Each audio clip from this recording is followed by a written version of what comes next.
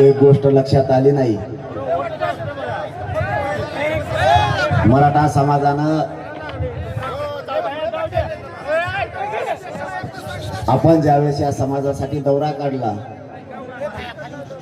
त्यावेळेस आपण गावातल्या लोकांना भेटून प्रत्यक्ष चर्चा करू असं निवेदन दिलं होतं.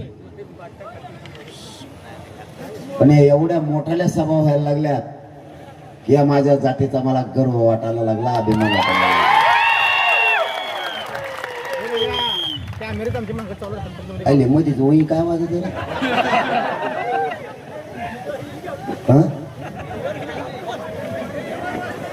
ते नाही रे, कुणीतरी इकडं कोई करत.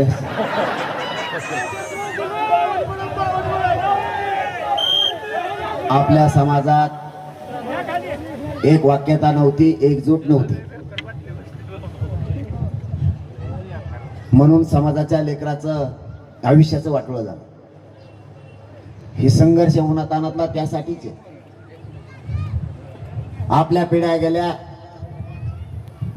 पण आता पुढची पिढी आपली बर्बाद होता कामा नाही, म्हणून ही संघर्ष चालू आहे.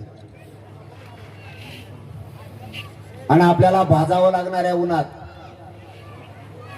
आपण तळल्याशिवाय आपल्या लेकराला सुखी समाधानाचे दिवस नाही येणार. मायबापा, समाज इतका पेटून उठला, इतकं राज्य ढवळून निघालंय, आता कोणाला रोखायला तयार नाहीये, कारण चुकच तशी झाली. आमच्या वाटाला जायला नको होतं, आमच्या वाटेवरती आले. आमचा आणि त्यांचा काही संबंध नसताना माझ्या गोरगरिबांच्या लेकरा बाळाचा वाटोळा करण्याचा विडा त्यांनी उचलला. माय बापावर मी कधी चुकीचं माझ्या समाजाला सांगत नाही. मी एखाद्या वेळेस फाशी घेऊन मरण, पण माझ्या समाजाला खोटं सांगणार नाही. माझ्या समाजाचा माझ्यावरती विश्वास असणारा मी गमावणार नाहीये. जातवान मराठ्यांचं रक्त आहे माझं, कधीही तुमच्याशी गद्दार होणार नाहीये. मी जाणून बुजून कधी कोणावरती आरोप करत नाही, पण माझ्या समाजाचा झालेला अपमान, त्याला दिलेला त्रास मला सहन नाही होत. बरोबर. शेवटी आयुष्य म्हणजे नेमकं काय असतं? आपण आयुष्यात येऊन फक्त आपले लेकरच मोठे करायचे आणि आपला संसारच मोठा करायचा असं नाहीये. आजूबाजूच्या समाजाच्या लेकराला, लेकी बाळीला वेदना किती, त्याला दुःख किती बघण्याचं काम आपलं आहे. आणि मराठ्यांवरती नेमके तेच संस्कार घडले. माझ्या समाजाला जर होळ पडत असेल कुणी, माझ्या समाजावरती जाणून बुजून अन्याय करणार असाल तर मी नाही का बसू शकत. काहीही कारण नसताना माझा साधा प्रश्न आहे सरकारला, मराठेच तुम्हाला जर सत्तेवर बसवते तर आमच्या प्रश्नाचे उत्तर द्या ना. आमचं फडणवीस साहेबांना म्हणणं आहे आणि एकनाथ शिंदे साहेबांना म्हणणं आहे, तुमच्या बावनकुळ्याने आमच्या नोंदी रद्द केल्या, का केल्या याचं उत्तर द्या.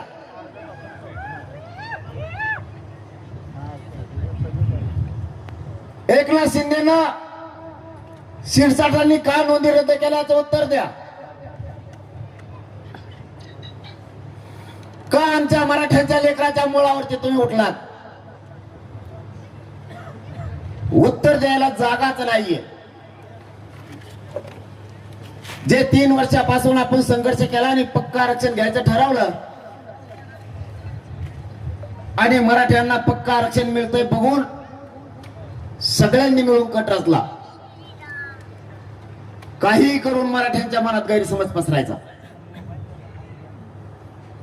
नोंदी निघालेले प्रमाणपत्र टिकणार नाहीयेत हा गैरसमज पसरायचा, हे षडयंत्र रचलं गेलं. आणि 2 दिवस सरकारने मीडिया ट्रायल घेतली. प्रमाणपत्र रद्द केले 4, जे कधीच रद्द होणार नाहीत ते. माझा मराठा समाज इतका खवळून का उठला तर त्याच्या लक्षात आलं, ज्यांना आपण मोठं केलं तेच आता आपल्या पोरांना बरबाद करायला लागलेत, म्हणून खवळून उठला. यांनी जी नोंद बोडके नावाची रद्द केली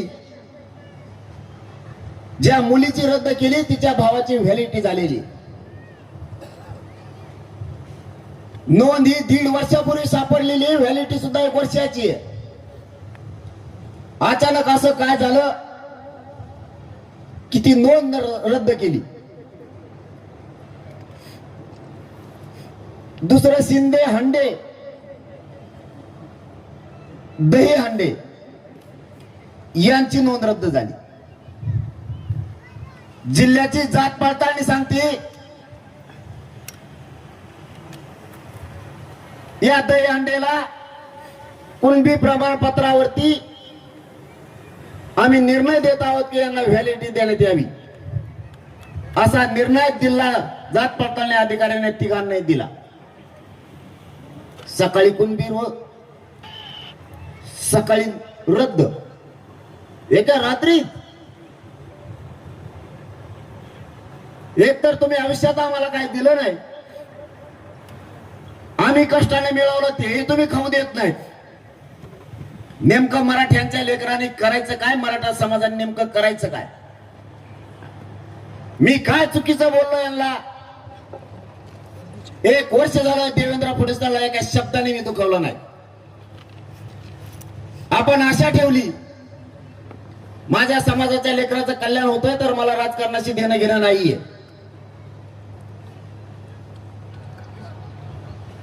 मुंबईला गेल्यापासून आजपर्यंत 1 वर्ष होतंय, आपण एक शब्द सुद्धा त्यांना बोललो नाही. पण तुमचा बावनकुळ्या जर आमचे प्रमाणपत्र रद्द करतोय तर मी मात्र तुम्हाला सोडणार नाही.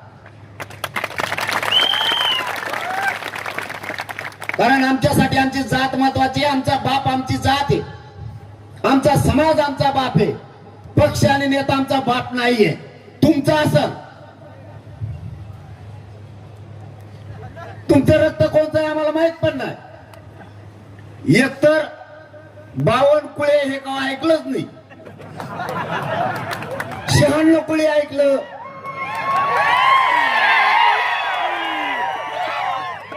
हे 52 कुळे कुंकड असतंय काय माहित. हे एकाएकीच कोणचं कुळ निघलंय, मुळ्यात ऐकलंय व कोमाचं वेगळं वेगळं. ही कोणची चुंबळे असा प्राणी चित्र दिसतो, तोंड वेगळं, मागून बघितलं तरी सपाट, पुढून बघितलं तरी सपाट. ती पूर्वी एक हडप्पा संस्कृती होती बघा, मोहनजोदडो, त्यांच्यापेक्षा बेकार.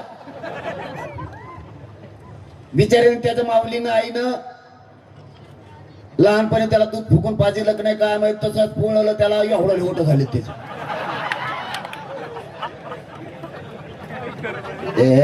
हेकणं जाऊन ते काय आलं अल्पाडरांच्या मध्ये.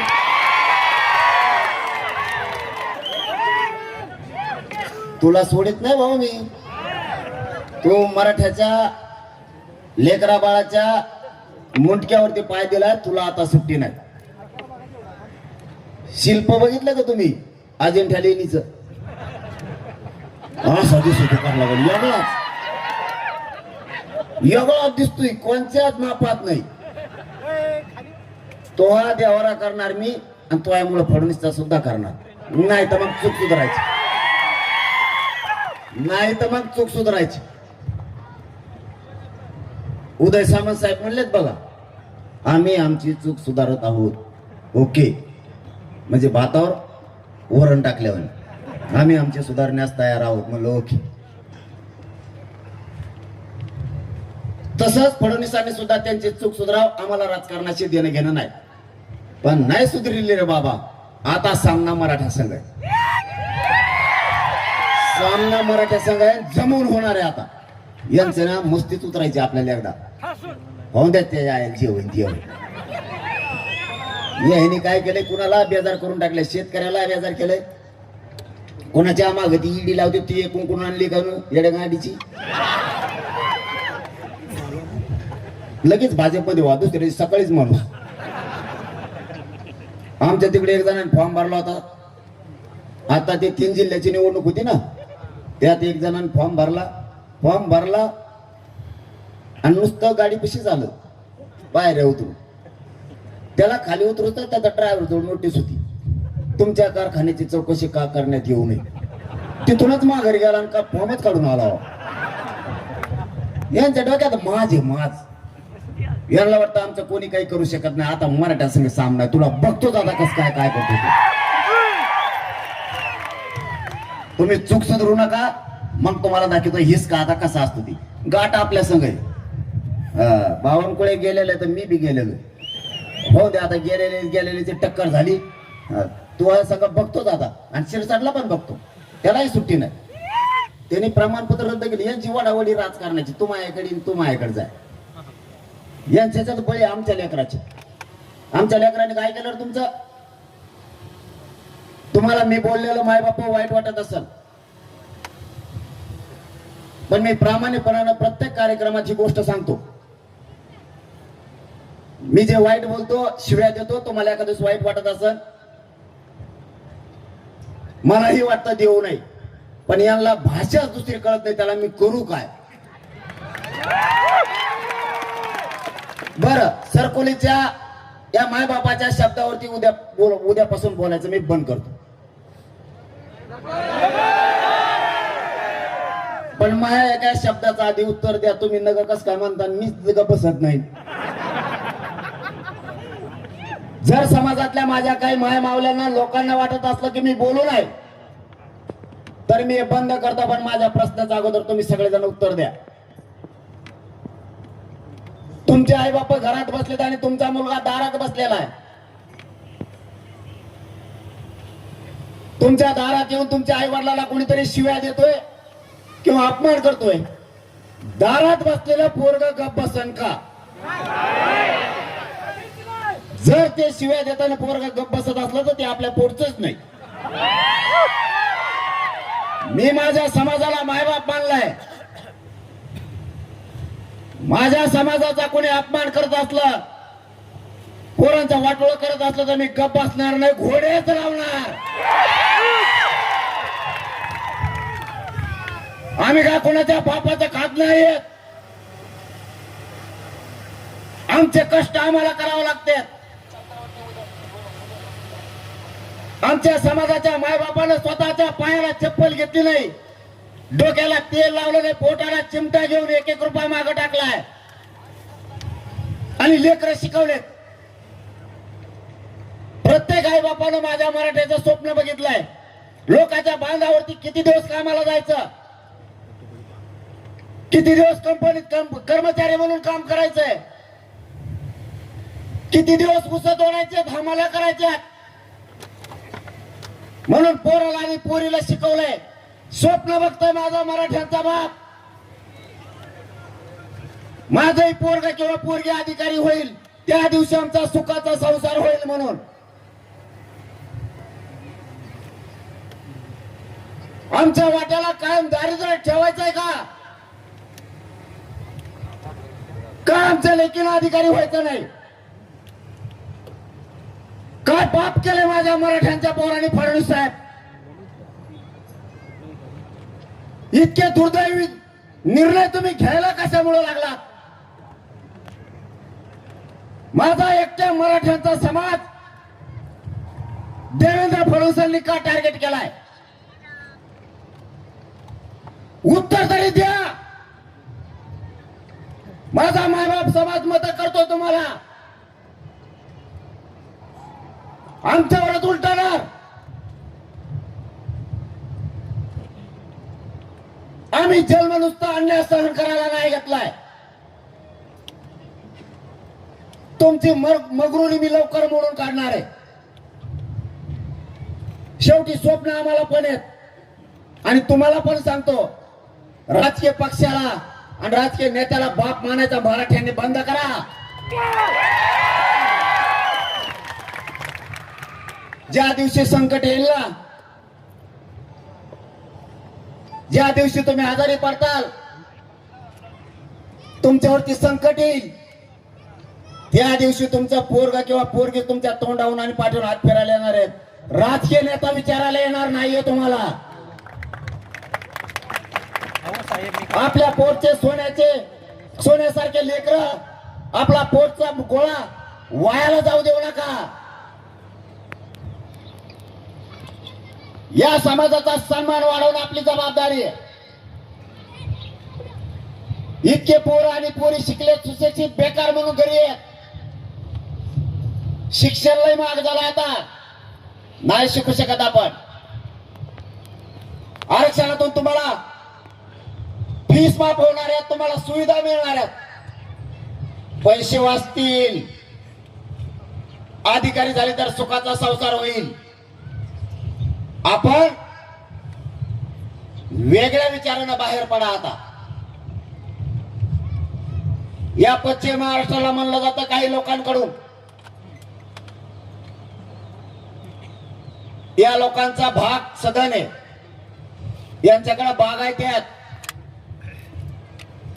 हे बाहेर येत नाहीत, हे एकजूट होत नाहीत. त्याला खूप आहे. एकदा सरकोलीत येऊन बघ बरं मराठी किती जमले. काय कोण कोणाला नाव ठेवून भरोसाच नाही. टिंगला करण्यातच अर्ध आयुष्य गेलं. भरोसाच नाही लोकांचा. पश्चिम महाराष्ट्रातला मराठा हुशार झालाय, पहिला पण हुशारच होता, हे त्यांच्या लक्षात नाहीये. कारण मराठ्यांच्या लक्षात आलंय एखाद्या वेळेस बागायती कमी झाली किंवा शेती जर कमी झाली तर पुढच्या 50 वर्षाचा जर विचार केला, आज कोणाकडे जर 2 एकर वावर असेल तर ते 10 गुंठ्यावर येणार आहे, कोणाकडे 10 एकर असेल ते अर्ध्या एकरावरती येणार आहे. हे हाल होणार आहेत म्हणून लवकरच सावध मराठ्यांनी आत्ताच व्हायचं. तुमच्याच पिकातला उत्पन्न झालेला पैसा वाचणार आहे, पगार वाढला, पोरं नोकऱ्याला लागले, तुम्हीच पैशावाले होणार आहे. म्हणून आत्तापासूनच आपल्या लेकरा बाळासाठी सगळ्या वस्तू, आपल्याला सगळ्या गोष्टी मिळवून ठेवायच्या. ही संघर्षच त्यासाठी सुरू आहे. मी माझ्या स्वार्थासाठी वैरी नाही झालो, या समाजाच्या लेकरा बाळासाठी सरकारचा वैरी झालोय. आणि माझ्यावर तर नुसते षडयंत्रच आहे. कवा उठलं की षडयंत्र. फडणवीस साहेबांचं आणि शिंदे साहेबांचं हे आता डबल शेवटचं षडयंत्र होतं. शिंदे साहेब यांच्यात कस काय मिसळली याचाच मेळ लागला नाही. त्यांचा तांगा चांगला एका बाजूने पळत होता, यांच्या तांग्यात मध्ये घातला आणि स्वतःच चाक ओरगडून घेणार आहेत ते आता. कारण मराठ्याचा या गर्दीत एकदा जर ते वर काढले की वर काढलेच, पुन्हा उठाव नाही होत. ज्यांना काड्या करायची सवय ते करणारच, पण बावनकुळ्याला मानावं लागत. अहो ना यार, त्याला मानावं लागत. त्यांनी देवेंद्र फडणवीस पुरा अडचणीत आणला. काय ठरलं का काय त्याचं यावल्यावल्याचं त्याच. आपण खोटे आरोप करतो का? मी म्हणलो का या आरक्षणात काडी घालायचं काम छगन भुजबळनी केलं, धन्याने केलं. आपण खोटे आरोप करतच नाही. आपल्याला खरं बोलायची सवय. जेव चुकला त्याचा निटोबा काढायला मी आहे, तुम्ही टेन्शन. त्याची मथुरा पाण्यातच बुडीणार आहे मी. इथलं वळवळ करतो ना, त्याचं काहीच ना करू तुम्ही. त्यांचं आधीच कसं होतं ना आताच कसं बघितलं असेल ना. आता फक्त एवढंच असं करते ते, बस. 2दा-3दा हाली देत हाय का चष्माला येते वरून बघत लावला कशाला ते करतो मी. त्याचा जन्म ते सोडून दे, ते चिल्लर झाला आपल्या पुढं. आता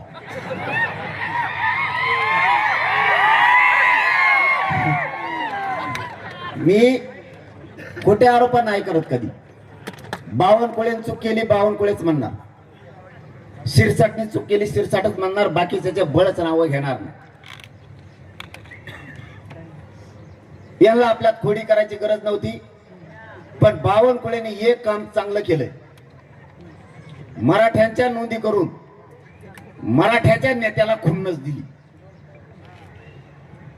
सगळ्या पक्षातले भाजप, शिवसेना, राष्ट्रवादी, काँग्रेस, बेसराम सगळ्या पक्षातल्या नेत्याला खुन्नस दिली बावनकुळेने. तुमच्या छातीवर नाचून मराठ्याच्या नेत्याच्या मी तुमच्या मराठ्यांचे प्रमाणपत्र रद्द करू शकतो ही खुन्नस मराठ्याच्या नेत्याला त्यांनी दिली. मराठ्याच्या नेत्यांनी सुद्धा मराठ्याचं रक्त असल्यासारखं अजिबात वागू नये. एखादा गारीगार ऐकणाऱ्याचं रक्त असल्यासारखं वागावं. बावनकुळ्याने दाखवून दिलं मी मराठ्यांचं वाटोळं करू शकतो, बरबादी करू शकतो आणि करून पण दाखवलं. छातीत ठोकून सांगतोय मराठ्यांच्या नेत्याला,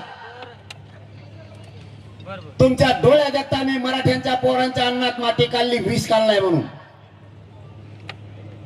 पण आमची सगळ्या मराठ्यांचा आग्रह आहे,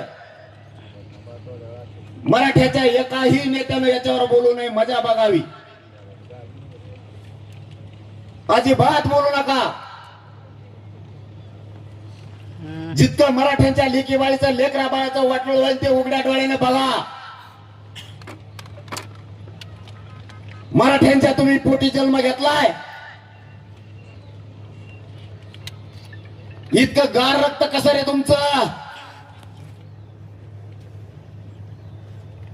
तुमच्या डोळ्यात एक बावनकुळ्या मराठ्यांच्या लेकराचं आयुष्याचं वाटोळं करून जीवन उद्ध्वस्त केलंय. झोपतान म्हणा पाणी फिने हा ना 2-4 बादल्या महापाडा फेसन तुम्ही हा ना डुकल्या.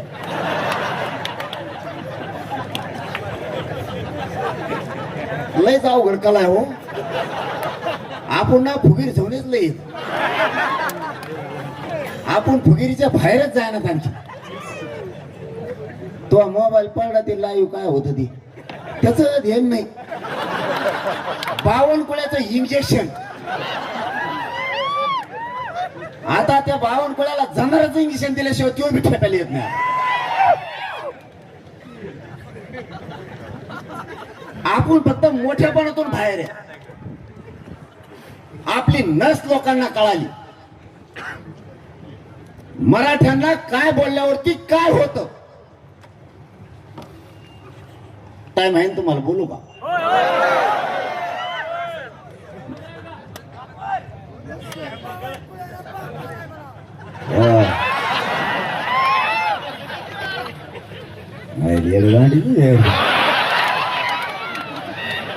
बोल मला रातभर ठुईतच. आणि तिकडं मराठी अख्खं वातावरण राज्यात उसळलंय. त्यांच्याकडे काय जाऊ रात्रीची ते माड्याची बैठक दुपारात 3 वाजता होती, 1:30 वाजता केली रातची. जातवान मराठी मला बी अभिमान वाटतो, एक बी उठला नाही. जातीत जन्माव तर असल्या मराठ्यांच्या जातीत जन्माव, काड्या करणाऱ्याच्या जातीत नाही जन्मायचा. काय करायचं ते समोरासमोर करायचं, हे छत्रपतींचे विचार. नीच विचार डोक्यात घेऊन मराठा नाही जगात. आपल्याला आता बदलायचं. आधी जात नंतर पक्ष. बाप जातीला मानायचं, समाजाला मानायचं, नेत्याला आणि पक्षाला नाही. तुम्ही अवश्य सगळ्या पक्षात राहा. आमचा मराठ्यांचा काय दुमत नाही, पण जातीला जेव्हा संकटात सापडेल त्या दिवशी सगळे मराठी एका जागेवरती जातीसाठी उभा राहिले पाहिजे. तुम्ही कुठं राहा, भाजपात राहा, शिवसेना, राष्ट्रवादी, कुंकड बिरा, काय म्हणणं नाही आमचं. पण ज्या दिवशी जातीचा प्रश्न येईल त्या दिवशी सगळ्यांनी एका बाजूने राहायचं, तरच समाज टिकणार आहे. आता आपल्याला बदलायचं. ए यार बोल बोल बंद कर ना. मागच्याच लय काड्या करतात हमेशा. मग नाही सुंबार राहत मला. मग तळमळ तुमच्या लेकरासाठी, महाजीव चालला ही लेकर सुखी करायसाठी. 3 वर्ष झालं ना घर बघतो ना लेकरा बाळा बघतो. माझ्या समाजाचे लेकरं लेकीबाळी कशा मोठ्या होत्या याच्यासाठी मी आटापेटा चाललेला आहे. कधी मरण मला माहित नाही, मी इतक्या वेदना आहेत मला शरीरात, तरी मी जीवघाणा निर्णय समाजाच्या हितासाठी घेतोच. शेवटी मी मन मोडून टाकली. लाख मेले तरी चालतील, पण लाखांचा पोशिंदा जगला पाहिजे. ती मन मी बंद करून टाकली. लाख मेल्यावर पोशिंद्याला मागं ठेवून काय करतो? हागंदरी उठला ठेवतो त्याला माग. एक मेला तरी चालन, पण करोडो लेकर सुखी झाले पाहिजेत या विचारानं आपल्याला चालावं लागणार आहे. मी माझी जीवाची बाजी लावून संघर्ष करतो, रक्त जातो रात्रंदिवस. समाजाच्या वेदना हाला अपेक्षा नाही सहन होत. एखाद दिवस 10-5 हजार कमी पडले तर 50 जणांच्या उमरेचे जावं लागतात. आपल्या आई बापाला जरा डोके चालून बघा, मराठी डोके ठेपायला ना जरा. 10 जणाला विचारून व्याजानं पैसे काढून पोरग किंवा पोरगी शिकावं लागते. आणि नोकरीने लागलं तर उभं आयुष्याचं उद्ध्वस्त होऊन जात. 1% हुकलं तर पोरग घरापर्यंत रडत येत आहे. आपल्यात काही म्हणणारे आहेत की आपल्याकडे भरपूर आहे, कधी उडण माहित होणार नाही, लय मस्तीत राहू नको. रावण बी असाच म्हणत होता, माझ्याजवळ लय होतो, बायको नाही सापडली, पोरग नाही सापड. मस्तीच्या बाहेर येऊयात, युग खूप बदललाय. लोक जगाच्या प्रवाहाप्रमाणे वागायला लागलेत. आपल्याला पण बदलावं लागणार आहे. लोकांनी आपली नस ओळखली.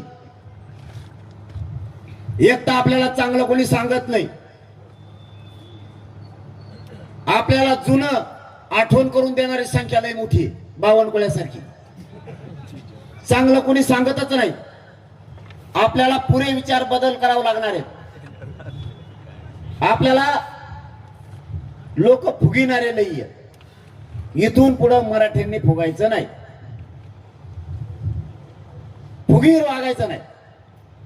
पैशावर व्हायचं कष्ट करून, मग शान के साथ इन करून गोगल लावून हिंडायचं. रात्रंदिवस आई बापा संग शेतात कष्ट करू लागायचे. मिळेल ती नोकरी करायची, लागल ती व्यवसाय करायचा, चिकाटीना करायचा. 2-3 दिवस हॉटेल टाकीत, 15 दिवसांनी बंद. गेला म्हणले साहेबाच्या प्रचाराला.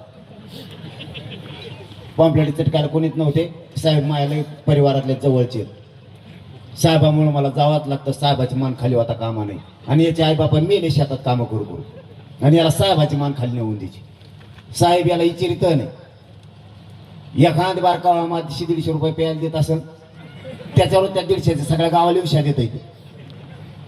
आपल्याला आपल्या विचारात बदल करावा लागेल. कष्ट करायचा शिका, स्वाभिमानी समाज बना. आपल्याला फुगीत येत. एखादा आपल्याला पाटील म्हणलं, याने 150 कप चहा सांगितला, फुगीर जाऊन त्याला मला मुतपी ना तिकडे जाऊन चहा नाही सांगत आणि काहीच नाही सांगत. कवर व्हायला घालता रे समाज. या माय माऊलीच्या डोळ्यात पाणी आणायचे जबाबदार तुम्ही आहे. यांनी राब शेतात राबवून तुम्हाला मोठं केलंय, पैसे कमवले. तुम्ही दारू प्यायला लागलात, लोकांच्या मागे हिंडायला लागलात, काहीच काम करण्यात. या माय माऊलीच्या डोळ्यात तुमच्यामुळं पाणी आहे. आपल्या आईच्या बापाच्या डोळ्यात जर पाणी येणार असलं तर आपण कोणतं वंशज? आणि काम करायची, कष्ट करायची लाज काय? कुणी काही पण फुगीत. इकडून तिकडून मराठा बदलायचा अंदाज दिसला, लगेच मित्र आपल्याला चिटकतो. बावनकुळ्यासारखा. मराठ्याचे वाद थोडे कमी व्हायचा अंदाज दिसला की बावनकुळ्या आला. हडप्पा, मोहनजोदडो इतिहासात होता बघ एक धडा, एवढंच दिसायला कोण लोकांना. मराठ्याचं जुळायला लागलं, हळूच देण्यात आणून देणार. तुपल्या आजाला त्या टायमाला 5 मतांनी पाडिलं होतं. घरीच कुठं कुठे मराठी सुरू. हे बावनकुळ्यासारखे मित्र आहेत आपल्याला. उच्चिक मराठे एकत्र यायला लागले. तुपल्या आजीला आणि तुपल्या आईला त्याने लग्नाला बोलिलंच नाही. बोलिलं त्या टायमाला कुकूच नाही लावलं. आपण भांडारा ओढून नकून लावून देते रे कुकू. साध्या साध्या कारणानं आपले घर तुटले. जी बांध फोडायला नाही पाहिजे तोच बांध नेमका आपण फोडणार. 1 एकर जास्त घेणार. बांध फोडून 3-4 लाख रुपये तिकडे घालण्यापेक्षा परत वरून म्हणणार माळावरचं गेलं तरी हरकत नाही, पण याची जिरायचीच. म्हणजे माळावरचं गेलं आणि याची जिरली नाही. आपण ज्या खोडी आहेत ना त्या पुऱ्या बंद करा. समाजाला हिताच्या गोष्टी आहेत या. समाज उंचीवर न्यायचा असला, त्याची प्रतिष्ठा कमी होऊ द्यायची नसली, आपल्याला बदलावं लागणार आहे. एकामेकाच्या बांधा नाही फोडायचे. 5-5 पिढ्याचं वैर झालंय आपलं. बोलाना सुद्धा त्या बांधा पाहिजे. बांधाचे भांडणं करायचे नाही.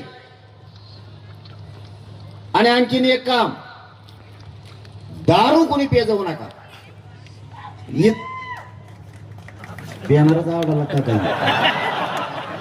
लय उंबले दांडगी मला येण्यात कधी ते गोड बोलून खाली उतरी देत, चला चला थोडं जायचं, मलाच होरगडी देत. आणि बाजूला सारखा सारखा तेच म्हणतात आणि मलाच तुडी देत. आणि बाजूला सारखा म्हणतात सरके तो कुणाला मला चेंगरू चेंगरू बेजार केले. एवढ्या जागेत मग ढोपर मोड होते हाणून. हे कोपर हाणतोय, ते कोपर हाणतोय, काही गुडघ्याने हाणतात असे. आणि परत म्हणतात पाटाला लागून द्यायचं नाही, पाटील आपले. आणि खपा खप गुडघे हाणतोय मागून.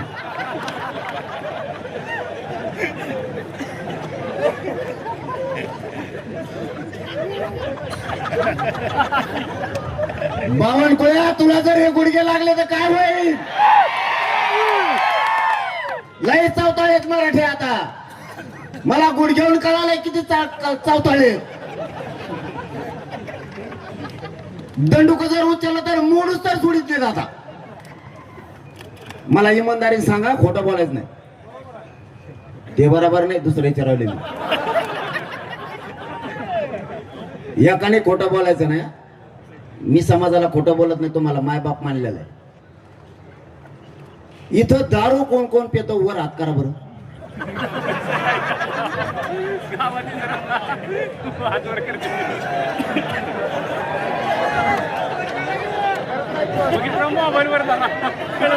दारू कोण कोण पितो वर हात करा.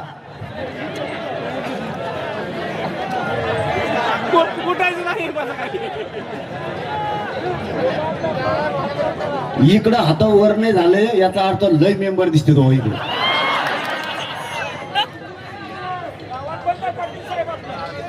आणि मग तू कुठून पिऊन आला? आता बंद करायची. हा प्यायचे नाही बाबा, आता नाही हाणायची इथून पुढं. बंद. टाकीत पाणी पुन्हा त्याच्यात बंद आजपासून. मावशा हो एक काम करा गाड्या तुम्ही, हे जर दारू पिले ना यांच्या भाकरीच बंद करून टाका. मी तुमचा भाऊ म्हणून तुमच्या मागे भाकरी बंद करा यांच्या सगळ्याच्या. तवाय ठेपेल ते लाजा धरू आपण थोड्या. हे बघा सोन्यासारखे लेकरं तुमच्या घरी आहेत. ज्यावेळेस बाप घराच्या बाहेर जातो ना, लेकराला माहित नाही संध्याकाळी येताना बाप कसा येणार. पाहुण्या रावळे लय नाव ठेवतात, आपल्यावर हसणारे लई आहेत. उगाच व्यसनाच्या आरी जाऊन समाज आणि तुमचं कुटुंब नका बरबाद करू. माझ्या काय बापाची पेत नाही येत तुम्ही. तुमच्याच पासून लोक तुटतेत. इज्जतीचा पंचनामा करू नका. दारू फिरू ह्या गोष्टी बंद करून टाका सगळ्या. आणि आपल्या महाराष्ट्रातल्या आरक्षणातल्या सगळ्या नोंदी आपल्याला मिळवायच्या. 58 लाख नोंदीचे प्रमाणपत्र घेतल्याशिवाय आता 29 ऑगस्टला माघार घ्यायची नाहीये. आणि त्यांच्या नेमकं ते डोक्यात आलंय की यांनी पक्क आरक्षण द्यायचं ठरवलंय. म्हणून हे मागचं 4 दिवस जे 4 नोंदी रद्द केल्या ना, त्याचं मूळ कारण ती आहे. जर 58 लाख नोंदींचे प्रमाणपत्र मराठ्यांना दिले तर 2.5 कोटीपेक्षा जास्त मराठा समाज आरक्षणात जातो. आणि एकदा जर मराठा समाज सुधारला तर जगाच्या पाठीवर प्रगत जात म्हणून फक्त मराठ्यांची असणार आहे. यांना 58 लाख नोंदीचे प्रमाणपत्र मिळू द्यायचे नाहीत. याच्यासाठी गैरसमज मराठ्यात पसरला. पण खरंच मी पण नशिबवाने, मराठा समाजही नशिबवाने. नियती आपल्या मराठा समाजाच्या बाजूने होती म्हणून जमलं. यांनी 4 नोंदी रद्द करून मराठा समाजात गैरसमज पसरला की हे प्रमाणपत्र टिकणार नाहीये, त्या नोंदी टिकणार नाहीये. यांनाच माहित होतं की हेच पक्क आरक्षण आहे. 150-200 वर्षापूर्वीच्या नोंदी त्या रद्द नाही करू शकत. कारण स्वातंत्र्यपूर्व काळात जे कोणाची जात जनगणना नोंदली होती त्यावेळेस हेतू नव्हता या हेतूमुळं ही जात लावत आहोत, असा स्वातंत्र्यपूर्व काळात हेतू नव्हता. जी रियालिटी होती, जी सत्यता होती, ती मांडली गेली होती. आता हेतू आहे. त्यावेळेस कुणबी नोंद केली गेली, पुढे जाऊन आरक्षण मिळणार आहे कोणालाही माहित नव्हतं. ज्या ज्या जातीची जात लिहिली त्यांनाही त्या काळात माहित नव्हतं की पुढे गेल्याच्या नंतर आरक्षण मिळणार आहे. सारा वसुली करण्याच्या कारणानं ज्या त्या वेळेस शेती कसणाऱ्याकडं त्या कुंडीलेलं जायचं, म्हणजे सारा वसूल करायला त्यांना सोपं जायचं. म्हणून यांच्या डोक्यात आलं 58 लाख नोंदी म्हणजे मराठ्यांचं पक्का आरक्षण. आणि मी मात्र ते पक्क देण्यासाठी लढतोय. मग यांच्यात चलबेचल सुरू झाली. शेवटचा डाव काय टाकायचा तर मराठ्यात गैरसमज पसरायचा. कारण लाखो पोरीने ऍडमिशन कुणबीतून घेतलंय.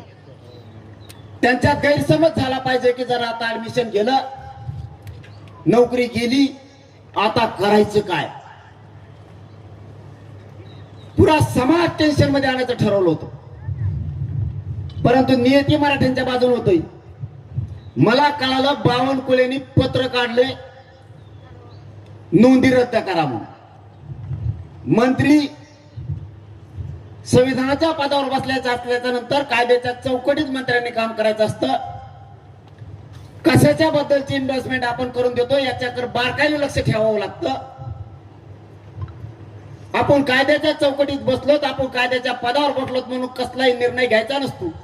मूर्खातला मूर्ख मंत्री सुद्धा मराठ्यांचे प्रमाणपत्र रद्द करा म्हणून लिहून देऊ शकत नाही, पत्र नाही काढू शकत.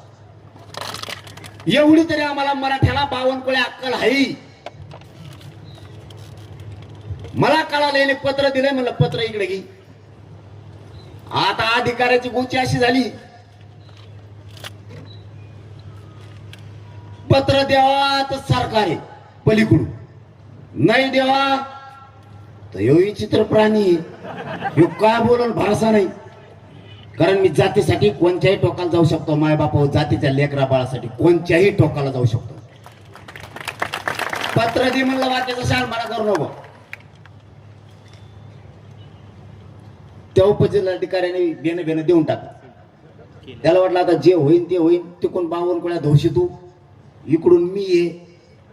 हे मराठ्याचे पोटे जर पिसाळे कुडर याटायला बसलेत, गल्लीत कुत्रं नसतं का एखाद बार पळायला लागतं, मागून पोरं गोटे घेऊन पळत येत, आपोआप हागत होते.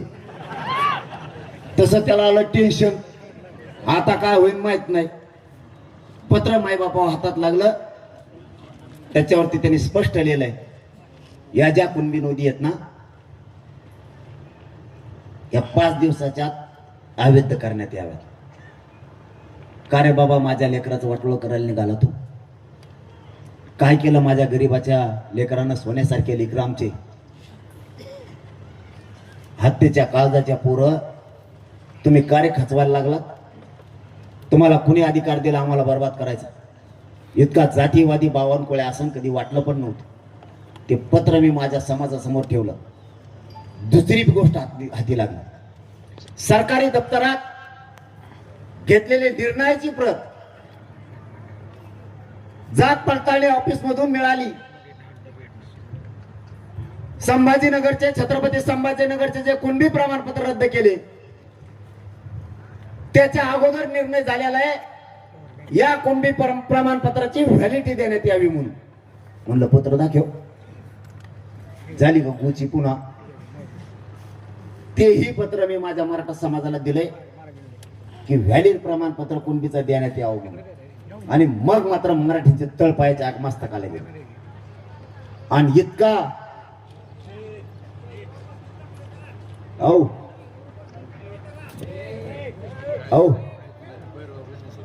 खंडोबा बसू,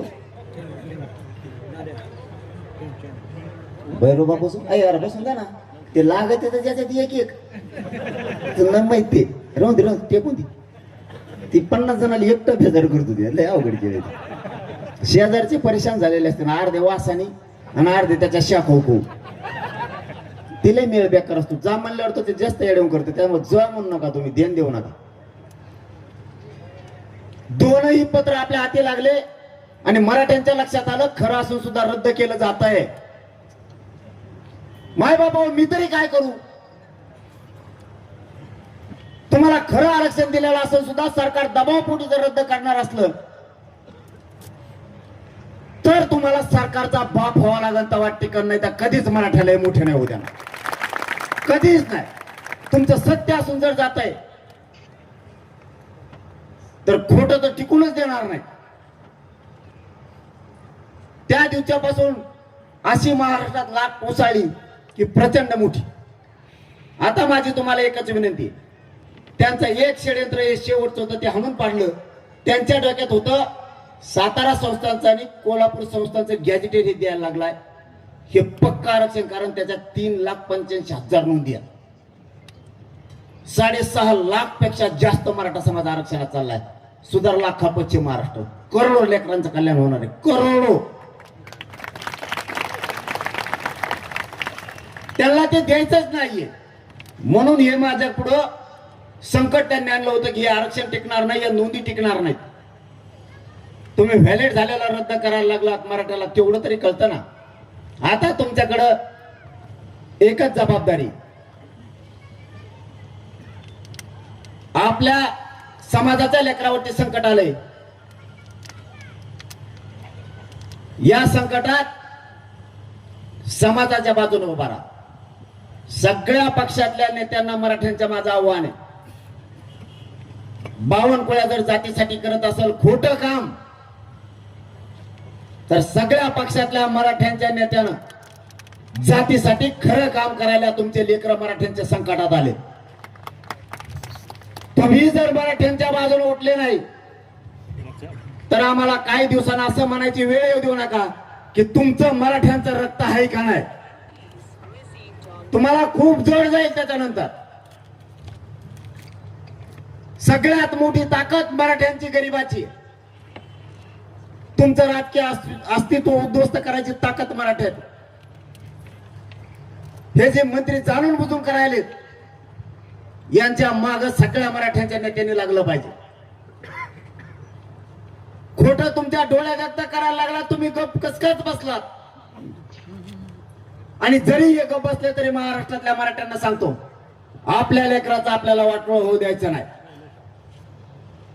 29 ऑगस्टला आंदोलन उभा केलंय. आंतरवालीला शेवटचं निर्णायक आंदोलन करायचं, एकही GR ठेवायचा नाही, एकही प्रश्न शिल्लक राहता कामा नाही. 58 लाख नोंदीचे प्रमाणपत्र घ्यायचे, त्याशिवाय सरकारला सुट्टी आंदोलनात द्यायची नाही. सातारा संस्थान, कोल्हापूर संस्थान, पुणे आणि औंध या 200-250 वर्षापूर्वीच्या नोंदी आहेत. याचे GR काढून तातडीने लागू करायला लावायचे, त्याशिवाय माघार घ्यायची नाही. हैदराबाद गॅझेटियर नुसार सगळे प्रमाणपत्र मराठवाड्याला घ्यायचे, त्याशिवाय सुट्टी द्यायची नाही. महाराष्ट्रातल्या मराठ्यांच्या पोरांवरती जे केसेस झाले त्या सगळ्या मागे घ्यायला लावायचे, तसे शब्द आहेत त्यांचे. आपल्याला यांनी कळीचा मुद्दा एक काढलाय, मराठ्यांच्या पोरांना उद्योजक करायचं ठरवलं. अण्णासाहेब पाटील विकास महामंडळाच्या माध्यमातून पोरांना फायली द्यायची आणि व्यवसायाकडे वळायचं, हा जाणीवपूर्वक कट रचून घाट घातला गेला. लाखो पोरांनी कर्ज उचललं. आज व्याज परतावेच मराठ्यांच्या पोरांचे येत नाही, त्यांचे शिवीर खराब व्हायला लागलेत, नरड्याला फाशी लागली त्यांच्या.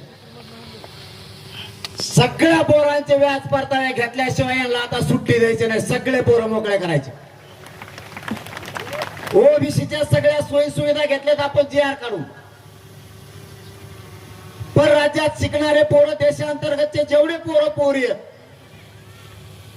यांना वैद्यकीय पासून सगळ्या क्षेत्रातले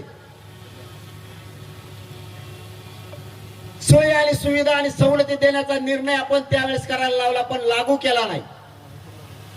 राज्यातल्या सगळ्या पोरांना सुविधा आणि सोयी द्यायच्या ठरवल्या. एकही प्रश्न सारथीपासून EWS पर्यंत ठेवायचा नाही.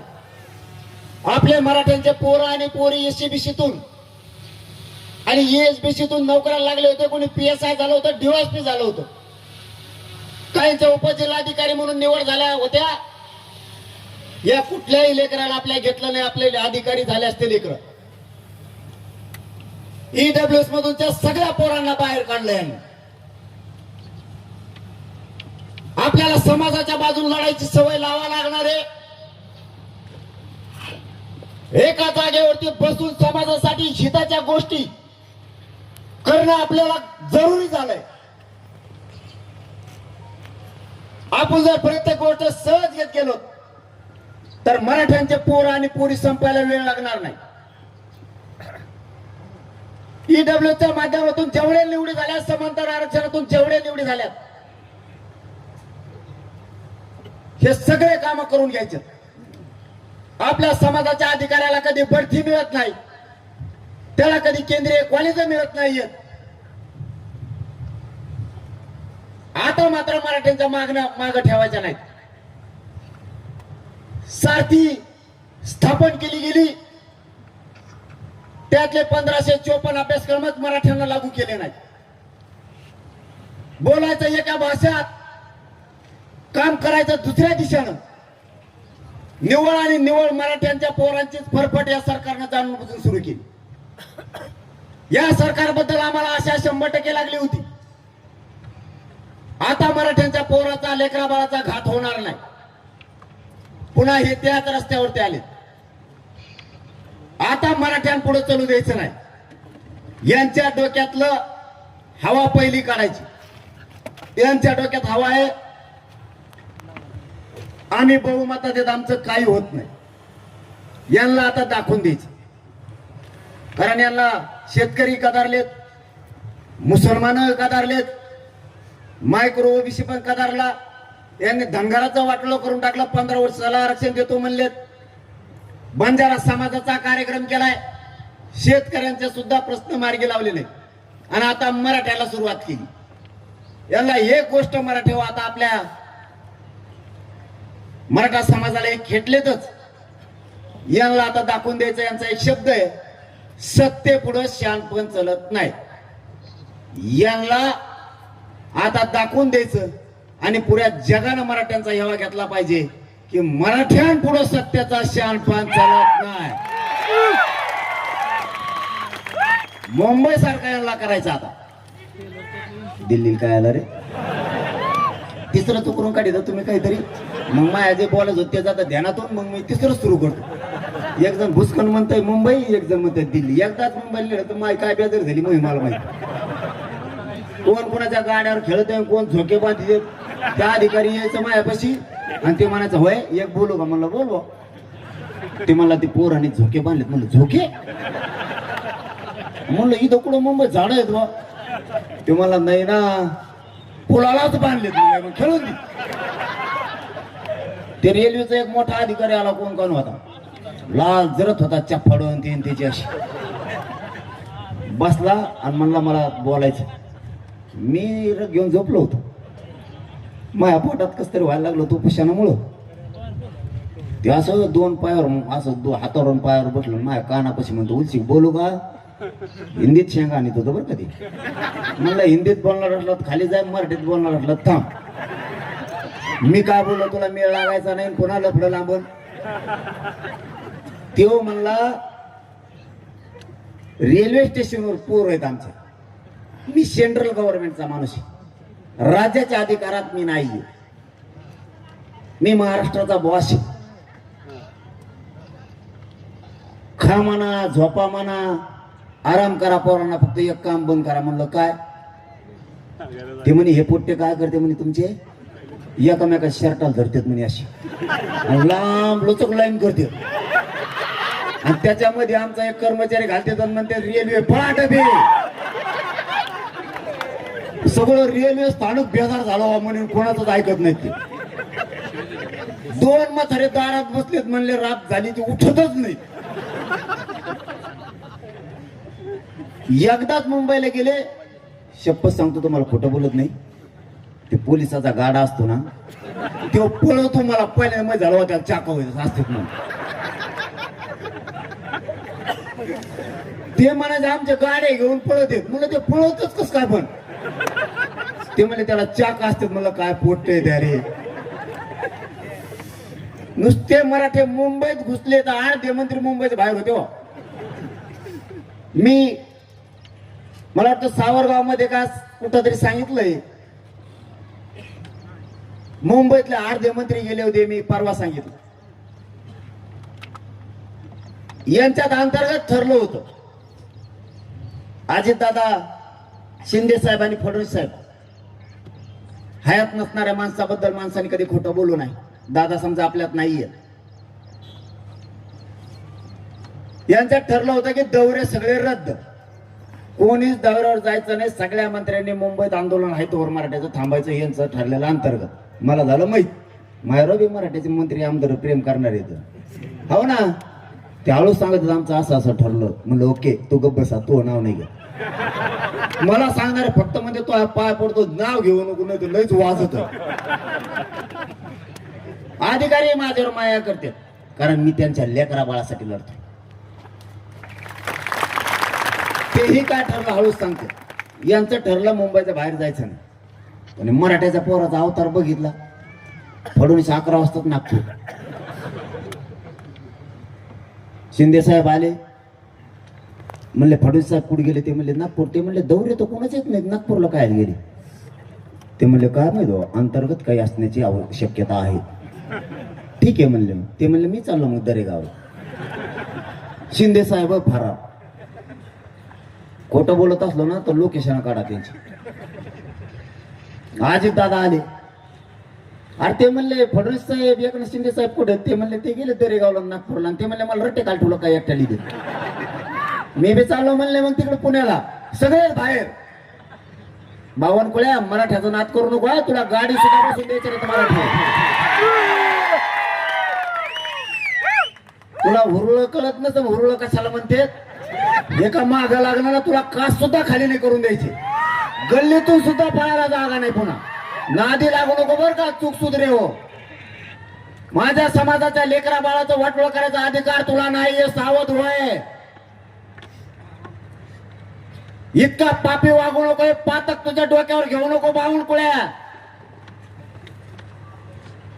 माझ्या समाजानं लय खस्ता खाल्ला त्या जगासाठी. या देशाचा अन्याय बंद व्हावा म्हणून माझ्या मराठ्यांनी रक्त सांडलंय. मराठ्यांची जात सोपी नाही. अफगाणिस्तानापर्यंत हाणीत गेलेली आहे. इतके हाणीत होते, हाणायचं संपलं तरी हाणीतच होते. पुढे गेल्यावर त्यांना कोणतरी म्हणलं इकडे अफगाणिस्तान लागले. मग पानिपतला येऊन हरियाणाला थांबले. म्हणले जर माघारी आले तर पुन्हा एकदा कुटू. तिथंच राहिले. ते आपलेच भाव आहेत ते महाराष्ट्रातले. तू आमचा नाद न करू. तू 52च कुळात येते. कुळाच नाही जगात. आम्ही 96 कुळाचे लोक आहेत. तू सुधार. फटक्यात जर सापडा ना लय कुंभा लागतो यांचा. डोकं टॅप्या ठेवून काम कर. मराठ्यांचं वाटोळं होऊ देऊ नका. जातीचा उपकार मानायचा शिका. समाजाचा उपकार कधीच विसरायचा नाही. पुढच्या काळात कायम एकजूट राहायचं. समाजाला खाली मान घालून जगावं लागणार असं एक पाऊल आपण उचलायचं नाही. तुमच्या आणि माझ्या सगळ्यांवरती जबाबदारी आहे. समाज मोठा करायची, समाजाचे लेकरं सुखी समाधानी करायचे सगळ्यांवरती जबाबदारी आहे. जबाबदारी पार पाडायची तरच पुढच्या पिढ्या जगणाऱ्या नाहीत, जगायच्या नाहीत. सावध व्हा. आणखी वेळ हातातून गेलेली नाही. हातातोंडाला आलेला घास बावनकुळ्यांनी हिसकवण्याचा प्रयत्न केलाय. आपल्या लेकराच्या अन्नात त्याच्या ताटात विष काढू देऊ नका कोणाला. समाज मोठा माना आणि 29 ऑगस्टची तयारी जोरदार करा. एकाही मराठ्याने घरी राहायचं नाही. मी तिथं जीवाची बाजी लावून लढणार आहे. वेळेप्रसंगी मरण आलं तरी पत्करायला तयार आहे. समाजापेक्षा मोठं मला कोणी नाहीये. समाज मी प्रथम मानलेला आहे. फक्त तुमच्यावरती जबाबदारी. आजपासून सगळ्यांनी पुरा महाराष्ट्र जागा करायचा. आपण आपले मोबाईल चालवायचे, सगळ्या पोस्ट सोडायच्या आणि जेवढे फोन नंबर तुमच्याकडे आहेत तेवढ्या पाहुण्या रावळ्यांना राज्यातल्या सांगायचं अंतरवालीला एक दिवस का होईना आंदोलनाला फक्त भेट द्यायला जा. मग मी बघतोय कसं काय देत नाहीत.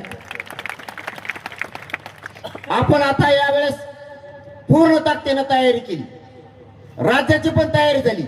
आता आम्हाला ही तुमची लाट बघून विदर्भातून फोन यायला लागले.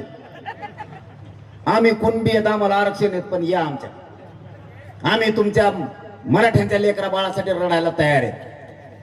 याला म्हणतात मराठ्यांची ताकद आणि जिजाऊंच्या छत्रपतींच्या विचार. लेकरं आणि जात संकटात सापडल्याच्या नंतर कसं धावून जायचं ना, हे मराठ्याकडून शिकाव. त्यासाठी आपल्या मराठ्यांच्या नेत्यावर बी ध्यान ठेवा.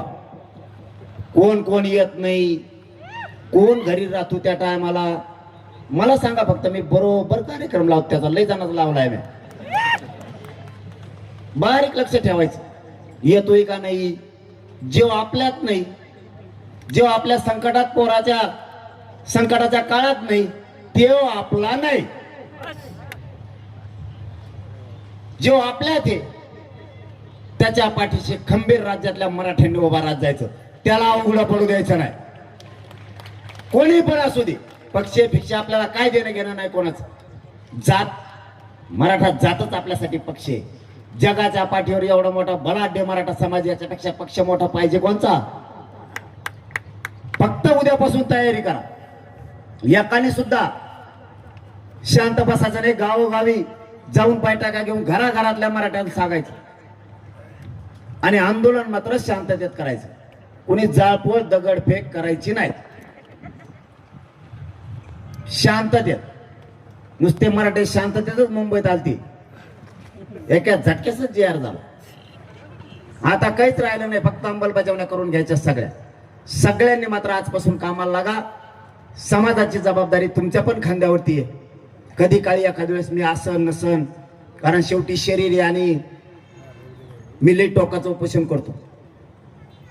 समाजाला उघड्यावर पडून देऊ नका माझ्या. मी तुमच्या चरणाला हात लावून सांगतो, तुमच्या पाया पडून सांगतो, माझा समाज खूप क्षत्रिय आहे, खूप लोकांसाठी लढला आहे. समाजाने खूप कष्ट केले. समाजाचे सोन्यासारखे लेकरं उघड्यावर पडू देऊ नका. समाजाच्या पाठीशी फक्त उभा राहायचं. समाजाच्या लिकी बाळीला, लेकरा बाळाला एकटं पडू देऊ जाऊ नका. कारण मी कधी हाईन कधी नाही अशी परिस्थिती माझी शरीराची झालेली आहे. सारखे सारखे उपोषण करून करून मला चालण्यापासूनचा त्रास आहे, झोपण्यापर्यंतचा त्रास आहे. मला दिवसातून एखाद्या जेवण जात नाही तर जात पण नाही. मी सत्य हकीकत माझ्या समाजासमोर मांडणार आहे. कधी समाजाला अर्धवट सोडत जाऊ नका. समाजाकडून काही अडचणी जर तुमच्या कानावरती आल्या तर जबाबदारी खांद्यावर ठेवत जा. समाजाचे सोन्यासारखे लेकरं उघड्यावरती पडून देऊ नका. समाज वाचवायचा आणि समाज मोठा करायचा. यासाठी सगळ्यांनी एकमेकाला मदत सहकार्य पण करत जायचं आणि समाज हळूहळू हळूहळू आपल्याला उंचीवरती न्यायचा. समाजाने जी प्रतिष्ठा कमवलेली ती प्रतिष्ठा कधीच आपण कमी होऊ द्यायची नाही. ही आपल्या खांद्यावरती जबाबदारी. आणि सगळ्यांनी 29 ऑगस्टच्या आंदोलनाची सगळ्यांनी तयारी करा. जिल्हा आणि राज्यभर सांगा मला आता पुढेही कार्यक्रमासाठी जायचंय. तुम्ही इतक्या ताकदीने जमलात, खरंच तुमचा मनापासून मी नतमस्तक आहे. मराठा समाज तुमचा उपकार कधीच विसरणार नाही. धन्यवाद.